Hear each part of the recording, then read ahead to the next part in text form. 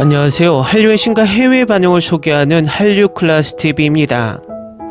오늘은 한류는 2025년에도 계속 인기를 끌고 있다는 통계를 살펴보고 왜 미국의 글로벌 OTT들이 K-드라마를 이용하는 한편 경계하고 있는가에 대해 분석해드리겠습니다. 미국은 2차 세계대전 이후 전 세계 문화를 지배해왔고 단 한 번도 다른 나라로부터 문화적으로 지배되었던 적이 없습니다. 간혹 타 문화가 일시적으로 유행한 적은 있지만 모든 것은 미국의 컨텐츠 내에서 유행했습니다.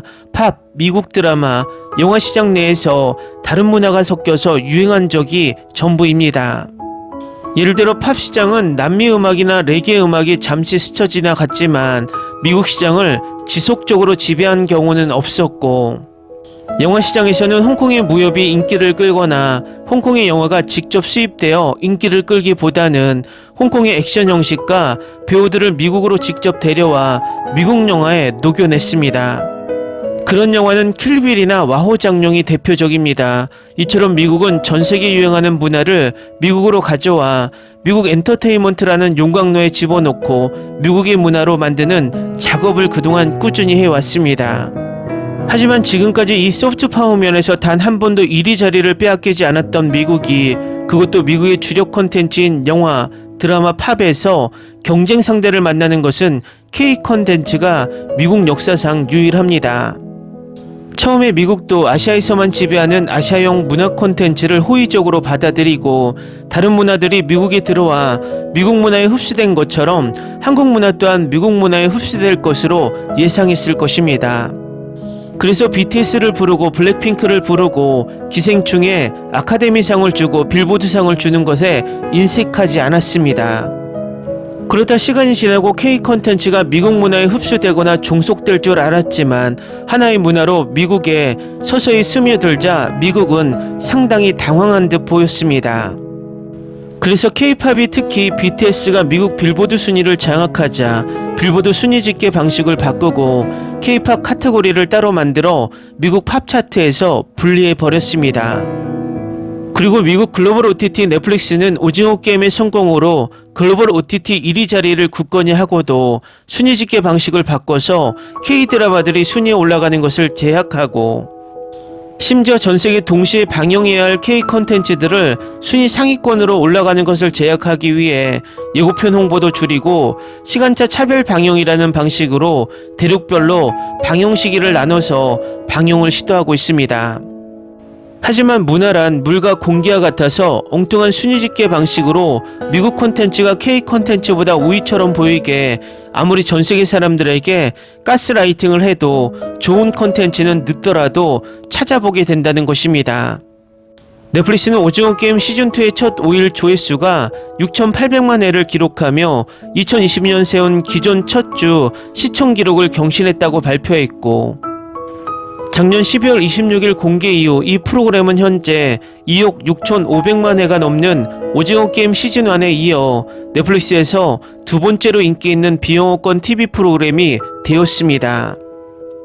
또 2025년 출시된 폭삭 속았다가 2024년 눈물의 여왕이 8억 6,040만 시청 시간으로 전체 2위를 차지한 데 이어서 5억 시청 시간을 넘으며 2025년 현재까지 누적 시청 시간 전체 1위를 기록 중입니다. 한류 콘텐츠는 과거에도 성공을 거두었지만 다양한 장르에서 폭발적인 인기를 얻는 것은 비교적 최근의 현상입니다. 이러한 추세는 어떻게 설명될까요? 더 중요한 것은 왜 중요할까요? KEI의 연례조사 데이터를 바탕으로 한 미국 여론조사 분석에 따르면 미국에서의 관심은 대부분 젊은 세대에서 비롯된 것이며 최근 한류의 부상은 미국인의 한국에 대한 태도에 미치는 중대한 영향 때문에 심각하게 받아들여야 한다는 것을 시사합니다. 그러면 미국에서 한류가 점점 커지는 이유는 무엇일까요? 한류의 지속적인 성공에 대한 설명 중 하나는 유튜브, OTT 콘텐츠 플레이어, 스포티파이와 같은 디지털 및 인터넷 플랫폼의 보편성입니다. 이러한 플랫폼은 이전에 대형 미디어 홍보회사가 관리했던 글로벌 시장에 진출하는 한국 콘텐츠 제작자들에게 다양한 진입점을 제공합니다. 음반을 서양 마케팅 및 스카우팅 회사나 프로듀서를 통해 제작했던 시대는 지났습니다. 이제 한국 음악 아티스트들은 유튜브에 컨텐츠를 게시하거나 넷플릭스와 협력하여 오징어 게임과 같은 저예산 히트작을 제작함으로써 세계적인 스타덤에 오를 수 있습니다. 공급 측면에서 한국의 엔터테인먼트 회사는 인재와 컨텐츠를 스카우트 개발 및 제작하는 데 있어 전략적이고 세심한 접근 방식을 취하고 있습니다. 한국 정부가 K콘과 같은 다양한 문화교류 프로그램과 행사를 지속적으로 지원하는 것도 또 다른 예입니다. 한국국제교류재단과 대한민국 외교부에 따르면 2023년 한류 팬수는 약 2억 2,500만 명으로 2012년 4,600만 명에서 약 5배 증가했습니다. 지역별로는 아시아와 오세아니아가 팬과 클럽의 66%를 차지했고 미국이 약 1,670만 명으로 나타났습니다. 문화체육관광부는 2020년 한류의 주요 소비층이 29세에서 31세 사이의 아시아 여성이라고 보고했습니다. KEI가 2024년 미국 대중을 대상으로 실시한 연례 조사를 살펴보면 한류 콘텐츠 소비와 성별, 지역, 결혼 여부, 소득 또는 교육 사이에 강력한 상관관계가 있다는 증거는 발견되지 않습니다. 그러나 연령과 모든 콘텐츠 장르 간에는 강력한 상관관계가 있습니다. 다양한 콘텐츠 모드에서 연령에 대한 로짓 회귀 개수는 음수이고 0에서 2 표준 편차 이상 떨어져 있습니다. 즉 젊은 세대일수록 한국 TV 프로그램, 대중음악, 영화에 더 관심을 갖는 경향이 있었습니다. 도시 거주 여부, 교육, 이념적 성향, 정치적 성향도 한류에 대한 관심과 관련이 있을 수 있다는 증거도 있습니다. 예를 들어 교육 수준이 높고 진보적인 성향을 띠고 대도시 또는 그 근처에 거주하는 사람들은 한국 TV, 음악, 영화에 더 관심이 있는 경향이 있었습니다. 그렇다면 이 모든 것이 왜 중요할까요? 문화가 국가의 소프트 파워에 기여하는 요인 중 하나라는 것을 시사하는 충분한 증거가 있습니다. 예를 들어 조세프 나이는 한 국가가 다른 국가들이 그렇지 않으면 하지 않을 일을 하도록 설득하거나 포섭할 수 있을 정도를 결정하는 요인 중 하나로 문화를 꼽습니다.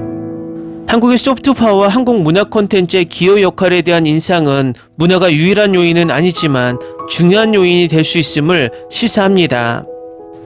IMF가 최근 발표한 글로벌 소프트파워 지수에 따르면 2020년 기준 한국은 66개국 중 1위를 차지했습니다.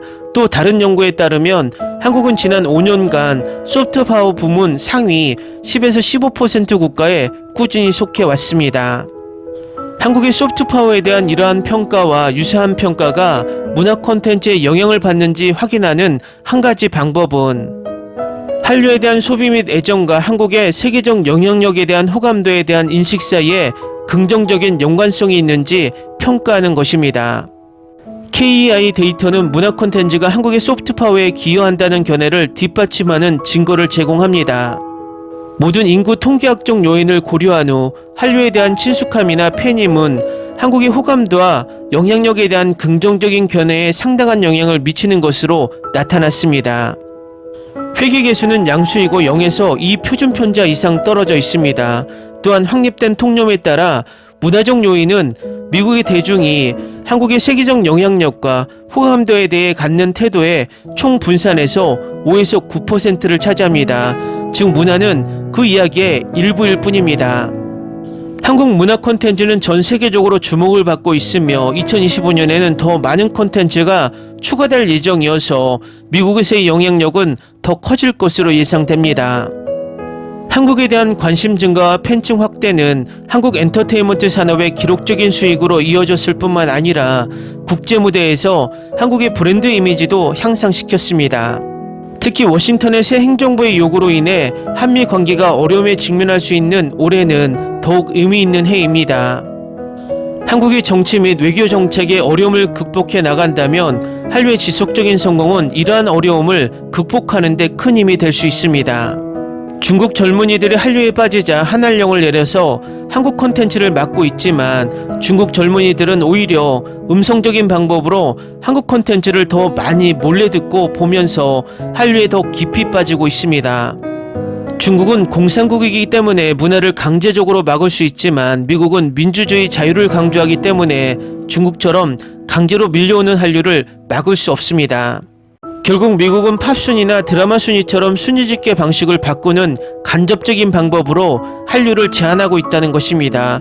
통계가 말해주듯 미국 젊은이들 사이에서 서서히 스며들고 있다는 자체가 더 이런 제한을 만들고 있습니다.